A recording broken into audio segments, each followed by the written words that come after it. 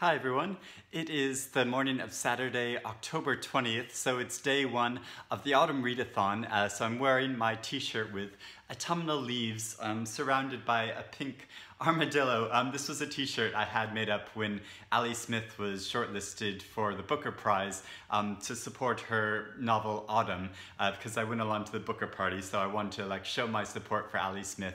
But unfortunately she didn't win, but yeah, I still have this t-shirt and it's very autumnal, so I thought it was appropriate to wear it today for the first day of the Read-a-thon. Now I've just realized, well, I didn't just realize, but I guess I should have thought of this beforehand, but I've timed this quite badly, or at least the Read-a-thon is coinciding with a weekend when I have a lot of stuff going on, because a lot happens at this time in the autumn, because there's the London Film Festival happening, and I always go to see lots of films that the past week I've been to see a film every single night except for the night of the Booker Prize. And so yeah, I'm going to see films this weekend, and I'll be seeing at least 4 films, maybe 5 films.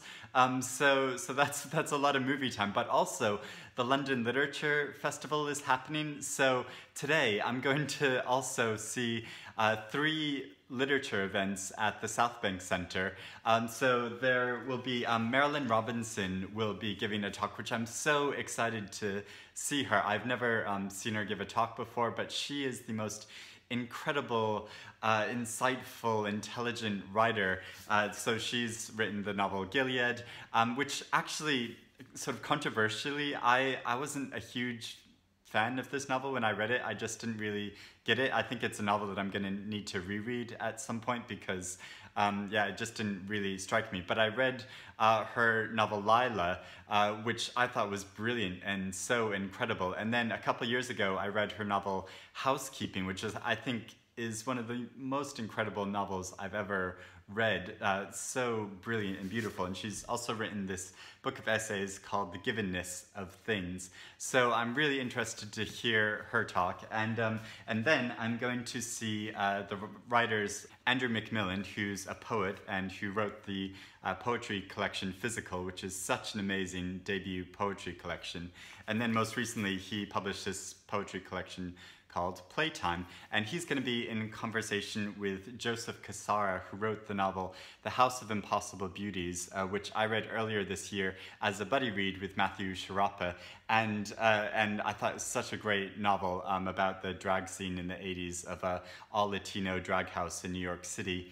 And they'll be talking about modern masculinity and things about that, and I'm sure some gay things as well, because they're both writers who write really openly about homosexuality and issues to do with homosexuality.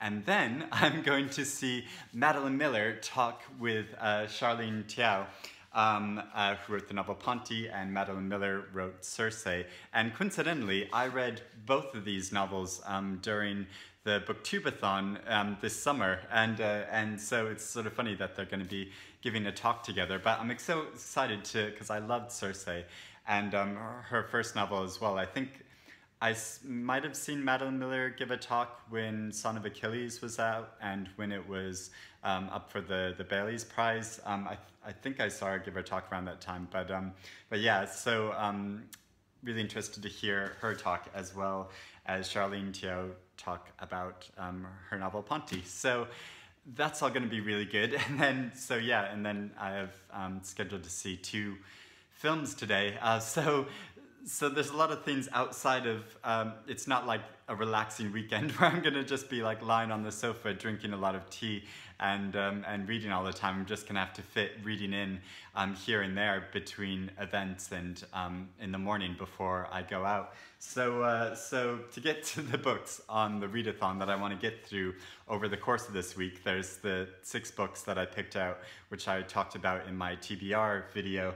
And I think I've decided, last year I did a really fun thing, or really silly thing, to decide my first read, where I lined all the books up and then I spun around with my eyes closed and picked a book at random. but this year I'm not going to do that because I've decided that the first book I want to start with is Painter to the King by Amy Sackville, a historical novel. And I decided I want to read this first because just coincidentally, when I was on Twitter yesterday, I saw that my friend Fiona is reading this novel at the moment as well, and she lives in South Africa, and so I just sort of wistfully said like, oh, I'm about to read that novel as well. It'd be great to have like tea and have a mini book club about it. And she wrote back and said like, oh, actually I'm coming to London soon. Like, let's meet up and do that. And so I was like, yeah, that would be great. And then after we meet up for breakfast, we're gonna go for hopefully go for a walk around the National Gallery where there are some paintings by Velázquez, because this novel is all about Velázquez. So it'll be fun to actually see his artwork while after talking about reading this novel. So yes, I'm going to start by reading this. It's a novel I've been really wanting to get to. I've heard such high praise from a number of different people, and it's not been up for any awards or anything, so I feel like it's one of those novels that's gone slightly under the radar, or might be a bit forgotten if more people don't talk about it. So I'm really intrigued to get to this, and so yeah, I'm gonna sit down and do some reading before all the events today. It's sort of exhausting, but I feel so excited, living in London and lucky that I'm able to go to all these events. So I like to take advantage of the opportunities and go to as many events as I can. So yeah, we'll see how it goes, and I'll check in with you soon. So I've read about a little over 50 pages of Painter to the King so far, and it's about how the painter Diego Velázquez was appointed to the court of the king to be the official court painter to the Spanish king in the 1600s. And it's not a conventional sort of historical narrative, because it doesn't just take you into the story, but the author, she makes her presence known in the story. So she says things like, as the painter approached the castle, we don't know what the castle is really like anymore, because 100 years later there was a fire and it burnt down. But then she goes on to describe how the castle felt and how the outside of the stone of the castle was burning hot. But when you go inside, it was really damp and cold, because the stone was so thick that the warmth couldn't get inside of it. So it's an interesting way of approaching history, because you get this sort of historical knowledge from the present day, but also she makes you actually feel the present. So I'm not sure how that's going to work overall, because I don't know if that'll be too distancing, if I won't actually be able to get into the story, and feel like I'm really with the characters, or if it's going to give this really interesting, different kind of historical novel. So yeah, be curious to see how it goes. So a slight change of plan. Instead of going to see a film this morning, we're going to join the People's Vote March, which is campaigning to give a referendum to the final EU vote before Brexit happens, and it's projected to be the biggest anti-Brexit protest march yet. So I'll try to film some from the march.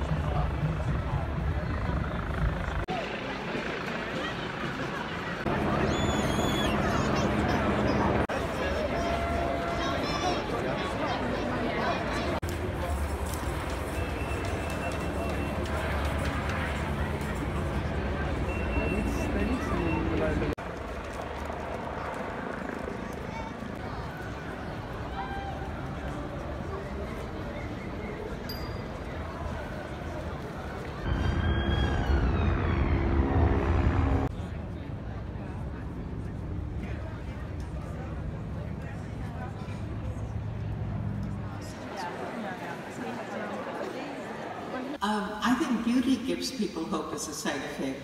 You know, that anybody that makes something beautiful has done something that revivifies the sense of the meaningfulness of, you know, life, whatever. I write what interests me, frankly. My fiction, it's, you know, I mean, I think that people are very beautiful things, and that it is, as Neil has said, a place to start. Character is where you start.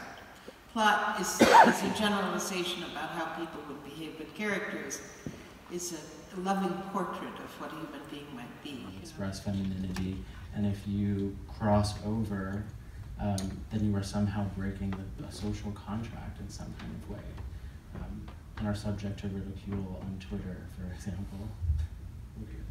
Yeah, it seems to me that it's a social construct that begins at birth, and so as soon as you tag babies in the hospital, as soon as you kind of buy them certain coloured clothes to wear when they're kind of babies, that we have a sense in which we're kind of dividing people. We're saying, well, you can wear this, you can wear that, you can behave like that, you can behave like this. And I mean, one of the really interesting things is that it's a social construct, but it's one that it kind of shifts with fashion. And so the idea of how we socially construct a man, the idea that that wouldn't be how it had been in the kind of even the 1700s and the 1800s, that kind of are, you know, certainly in terms of clothing, and certainly in terms of kind of what we assume to be masculine or feminine behaviour, is not only a social construct, but it kind of shifts and is different in different cultures. I think that one thing that is really important is to keep those stories in the forefront. It's actually one thing that I think Emily Wilson does brilliantly in her piece, which is that there are these women in the Odyssey that we've taken to calling the maids, that Odysseus has killed at the end. He kills them, he wants them to be killed. Actually, he has Telemachus do it, but he wants them to be killed because they've been sleeping with the suitors, which he sees as a betrayal. So after having killed the suitors, he wants them to be killed as well. But these women were, of course, slaves. They had no consent to give. This would not have been a choice in any way on their part. And so, you know, Emily Wilson uses the word slave there instead of the more traditional maids, which has sort of become the word that people use in translation, to remind us, you know, this is a slave society. Mostly when we're talking about these characters, we're talking about aristocrats. He was going to have to choose between sailing past a giant whirlpool called Charybdis. She was so strong that any ships that would come upon her path would be sucked down to the bottom of the ocean and then spewed up into pieces. Or he could sail past Scylla, known as a six-headed beast. She had long, scaly necks and 3 rows of sharp teeth. Odysseus didn't know which one to choose. So I've been to see the book events, and now I'm going to go see The Hate U Give, and I forgot that it was a premiere, so I'm actually on the red carpet now to see it, so see you soon. Yeah, I knew I could trust George from the very moment our phone call ended, our first phone call. He talked to me about my characters as if he knew them and as if they were real people. And that's exactly what you want from a filmmaker, someone who understands them almost better than you do. So it was for me, I knew that he was the person to do this film. And I think that you all are going to see that I was absolutely right.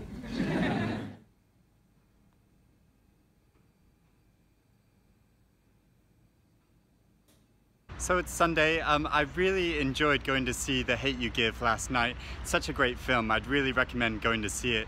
And the literature talks I saw all afternoon were really interesting, although it was very funny to see a contrast of interviewing styles with Marilynne Robinson was interviewed by Neil Mukherjee, who's a really great author, and he's actually a friend of mine, so I feel a bit bad about saying this, but he sort of dominated the conversation so much and was discussing his ideas so much that he didn't give Marilynne Robinson all that much time to talk, which was a real shame because she is this incredibly intelligent author and thinker, and she has such a great humanity about her, and wanting people to connect with each other and to really understand history, how it is, rather than how it's interpreted or misinterpreted by different people. So yeah, it was really interesting hearing her talk, but it was funny the contrast between the way Neil interviewed her and then Natalie Haynes interviewed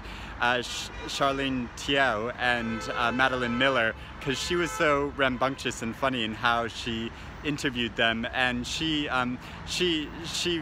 really interjected a lot in the conversation as well. But they were talking more generally about the Odyssey and the legacy of the Odyssey, and she's written novels. Natalie Haynes has written novels herself, reinterpreting Greek myths. So it was interesting how she really engaged both the authors, Madeline and Sharlene, in talking about these myths from the distant past, whereas yeah, it felt more like Neil was like giving an essay on what he thought. So anyway, it's sort of interesting contrast of interviewing styles and how difficult it is to interview authors. Also, it's hilarious that Natalie sort of, when it came time to question the audience, Natalie shut down the option of people in the audience giving statements rather than asking questions. So she said, if you're gonna give this long statement and then end it by saying, do you agree? That's not really a question, which is a great thing. I wish like every interviewer of an author would do that before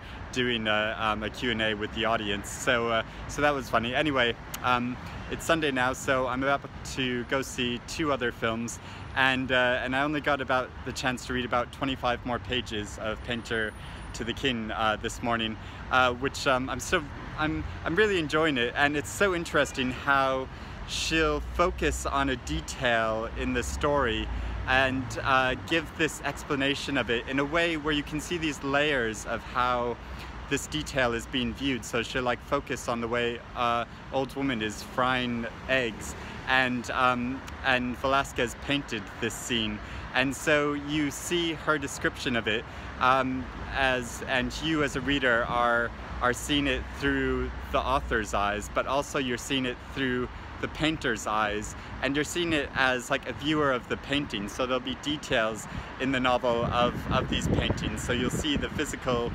details of the painting as well as her description of it. So it's such a like layered way of like looking at different details of the world. So I think that I'm finding that really interesting, and I'm looking forward to reading more. So.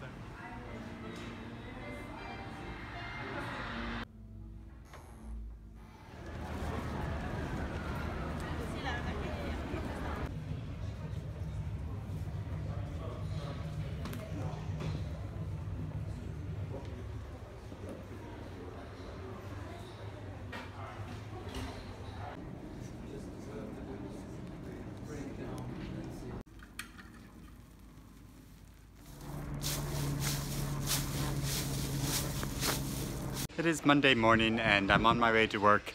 I wasn't able to do much reading this morning because I had a really bad night's sleep, and so I woke up quite late, and then I felt like I needed to go to the gym because I've been sitting in the cinema a lot. I need to move my body a bit, and while I was at the gym though, I was reading a bit from The Silence of the Girls by Pat Barker, which I have on ebook, and I read ebooks at the gym because it's easier to read ebooks while I'm walking fast or running on the treadmill than reading a physical book. So I've been enjoying that. It's her like revisionist look at this Greek myth where a woman's city is ransacked by Achilles, and he takes her as his slave, and so it's her experiences in the war and living with him, and it's really good. I'm finding it really interesting. So yeah, I hope to read a bit more of Painter by the King during lunch. So I'm not sure why, but I just felt like deviating from the novel that I'm reading and my TBR pile today. So in addition to reading some more of Pat Barker's novel, I also read the short story called Carmilla by Sheridan Le Fanu.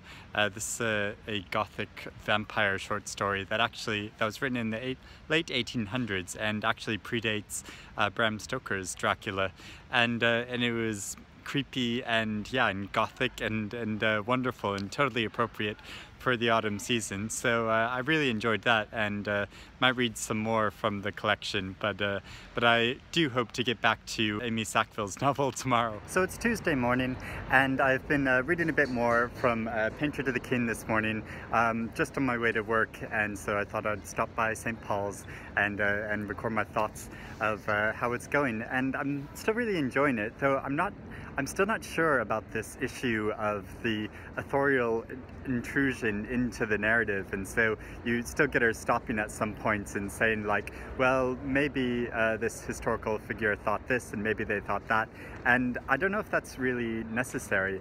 I sort of wonder if it might be better if she had just stuck into the story and with the characters and told it like a more conventional narrative.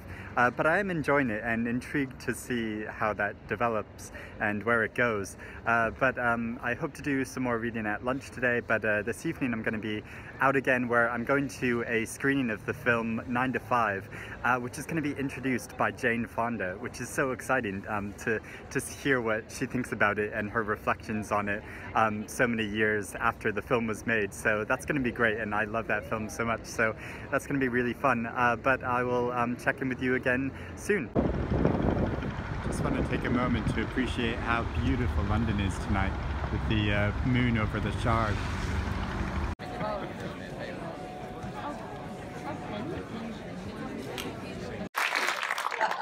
It's been a long day, and I need this.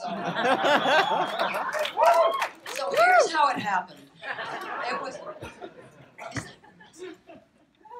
Are you Vanessa Redgrave? Oh, you with the white hair. Anyway, I wish you were. 1970s. I became friends with a woman who was with me during the anti-war movement. Her day job was organizing women office workers, and every time I saw her, she would tell me stories about what women office workers had to put up with, and I said, I got to make a movie about this. And in the beginning, it was kind of a dark comedy. But then one day, I went to see Lily Tomlin in her one-woman show. I had never seen her before. I was smitten. I mean, I said, I don't want to make a movie about secretaries that doesn't have Lily Tomlin in it. She's just too brilliant.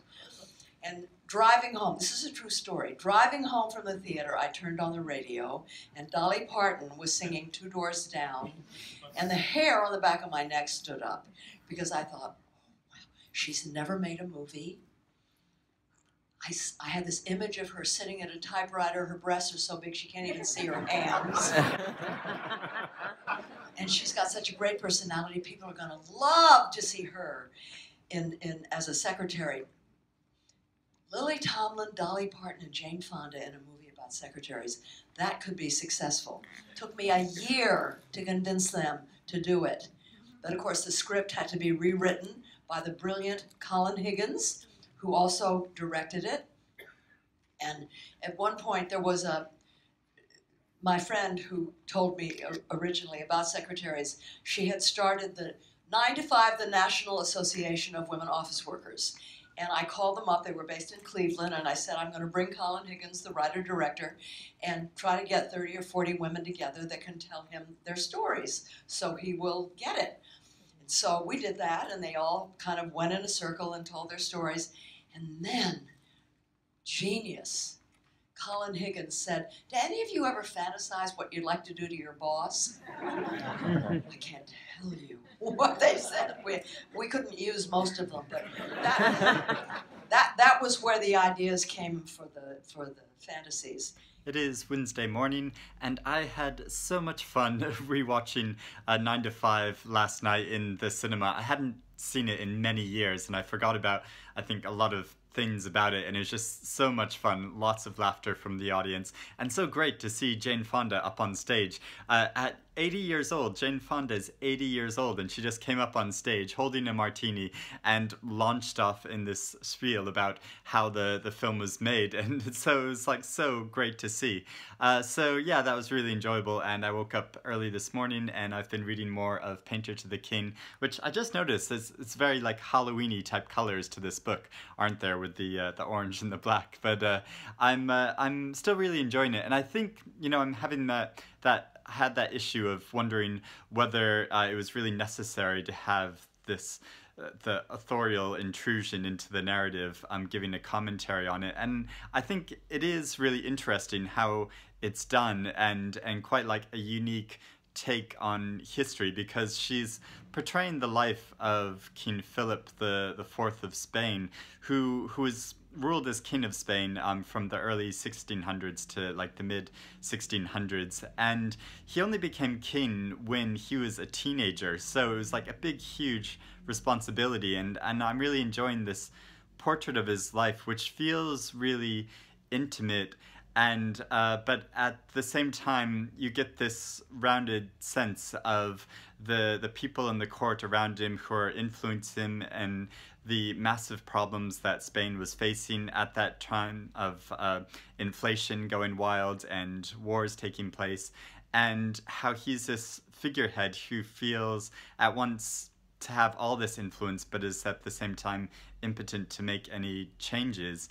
And so yeah, I'm enjoying this portrait of his life, and all the while you're getting these snippets of descriptions of the paintings being made around him. So it's like how history is being cemented in the time of its creation, of that Velázquez is making these paintings and commenting on the times and creating a specific view of those times, which is sort of mythical and not actually what's happening, but is giving a portrayal of what they want the history to be, and how they want the king and his rule to be viewed. So yeah, I'm finding that all really interesting, and gonna sit down and read a bit more before I go to work today. So it's Thursday afternoon. It's gotten really chilly here in London today, and it's supposed to get even colder next week. And I didn't have time to film this morning because I'd open up my office and it was too busy. But I did read another Sheridan Le Fanu short story yesterday called Green Tea. And this is about a man a reverend who goes a bit mad and begins to see a monkey following him around, and who starts terrorizing him. And we don't know if this is like a demon monkey who actually exists, or if this is a manifestation of his mind from drinking too much tea. So that sort of worries me, that maybe, because I drink a load of tea, and I might start seeing monkeys chasing me. But I thought it was interesting reading the introduction to this collection, that an interpretation of that could be of the anxiety at the time that the author would have been aware of around this time in the late 1800s, when Darwin's theories of evolution were becoming really prominent and well known, and some people were misinterpreting it, or interpreting it in that there were some human beings who were lesser of the species, and saying that poor Irishmen and other minorities are maybe close to monkeys. And so there was a lot of that kind of propaganda going on at the time, so it's interesting how that could have manifested in this story. Yeah, I've been reading more stories from that, and then I have been reading more of Painter to the King, and I keep flipping back and forth about how I feel about this collection and the way it's being told. So there are details in it which I wish she would elaborate more on, because like the king has an affair with this former actress with red hair who's referred to quite a lot, and how she becomes his sort of kept mistress, and that's a really interesting story, but she doesn't explore it all as much as she could. And then there's another story about how King Charles starts up this correspondence with this mystic nun who starts advising him, and he starts corresponding with her quite regularly, and that's just touched upon, and I wish she would have elaborated on that more, instead of trying to show the full panoramic scope of the Spanish court and the historical time period. So I don't know, I'm really not sure how I feel about it, but yeah, I only have about 80 pages left and hope to finish it by the end of tomorrow. I think it's quite safe to say I'm not going to get to my full TBR list by the end of this readathon week, but you know, it's good to have goals. So I'll check in with you soon. Tonight I'm going to be out again. I'm going to see this show called Heels of Hell, which is a show starring drag queens from RuPaul's Drag Race, and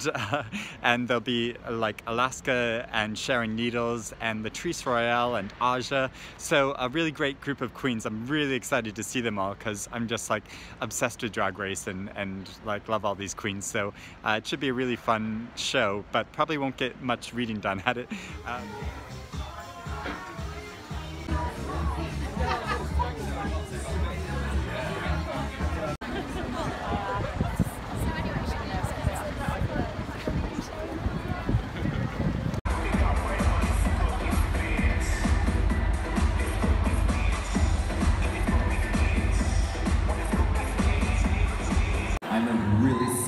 Dancer.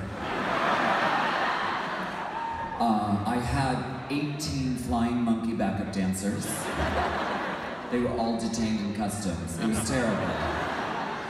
We made their costumes out of real gorilla fur, so the customs they didn't like it. I had to declare it. It was so and the harness. I was gonna fly in the thing, like fly over the audience, and they tried the harness on me, the safety harness, and I was just too thin, like it was just That was one of those moments where I just thought, that's the stupidest thing I could do. I know how I chipped the other two. I said to myself, I know what's the stupidest thing I could do. Dress up like Mom from Futurama. She's in a different outfit. I was gonna make a joke. Hey, but you're nice too, sir. Yeah, I'm all right. You know, I show up to work. Give it up once again. I still have my lighter in my hand. I snuck a cigarette, guys. I'll give it up for Willem one more time.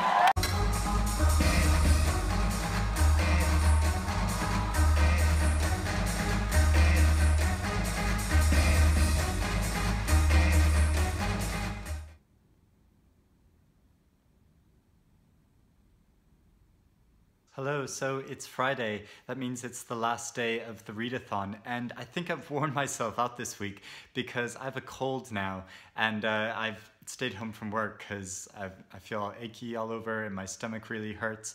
And but it might just be, I think when I did the Read-a-thon last year, I got a cold at the end of that as well. So I think it's just something that like happens every year around this time. Like I know a lot of people in the city have been sick, but anyway, so I've sat at home all day and been mostly sleeping and like watching a bit of TV, been watching a bit of The Goonies, which I haven't watched for ages, but it's one of those films that I can, you know, I've seen it so many times, I can just fall asleep for a bit and wake up and it doesn't really matter so much.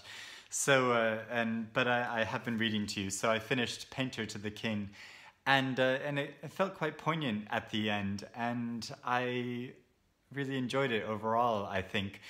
Especially how I started to get towards the end, how it's more a examination of someone over the course of their life, looking at reflections of themselves and ruminating on their own mortality, because King Charles, this painter was with him his whole life and was painting him in the many different stages of his life, and so he sees around him on the walls all these reflections of himself.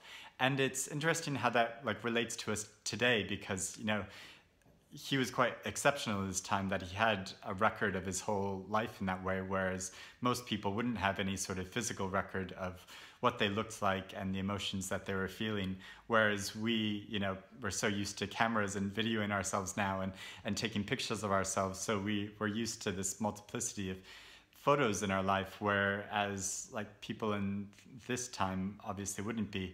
And and it's interesting how Charles, you know, would see himself and seen versions of himself, because it's not, you know, strictly the truth, even though Velázquez painted in quite a realistic way. He was giving his own interpretation of what Charles looked like and what his family looked like and people and what the court looked like and what Spain looked like at that time. So it's a particular slant and interpretation on reality, just like in the same way today we edit out our pictures and we will like face tune ourselves and like change how we look, because that's how we want to be remembered. And so I thought it was really interesting reflection on that and how it relates to modern day in a surprising way, which you wouldn't think so for a historical novel. But yeah, it's a very good novel. And I've also read about half of Crimson, this novel from Greenland. And interestingly, this novel is called Last Night in Nuuk. In America, it's in the United States, it's being published as Last Night in Nuuk, but in the UK, it's been published as Crimson. And I'm not sure why they made that choice, but it'll be interesting reading going on to see what title I think works better. But I wasn't sure about this novel at first. I had my doubts sort of because of the tone of the narration. It seemed a bit frivolous, but as it's going along, it's becoming a much more interesting look at relationships and identity and how we grow into our identity in social contexts. So I'm enjoying that about it. It's basically about the relationships of a few people, their intermingling relationships where there's there's a brother and a sister, and then the brother had an affair with a friend of the sister's, and then the sister had a long-term relationship with a man, but then realizes that she really wants to be with women. So yeah, it's all this sort of mixture of young people trying to figure out where they fit in the world and who they are. So yeah, I'm enjoying that aspect of it. And yeah, so that is it for the readathon. Obviously, I didn't get through all of my TBR pile like I predicted, but yeah, I read a lot and did a lot this week. So let me know. I hope you enjoyed all the clips I showed throughout the week of different things. I thought, I mean, they might be a bit boring to watch, and I know like the sound quality probably wasn't great in a lot of them, but I thought it'd be interesting to show it, you know, actually what I was seeing and doing throughout the week. Let me know if you think that was effective or not, and if it wasn't, then I probably won't do it again. But yeah, I thought it'd be fun to have that sort of record. But let me know if you participated in the readathon, what you read, or just what else you're reading this autumn, what you've been enjoying reading, how you're enjoying the changing of the seasons. And yeah, happy reading everyone, and I'll speak to you again soon. Bye.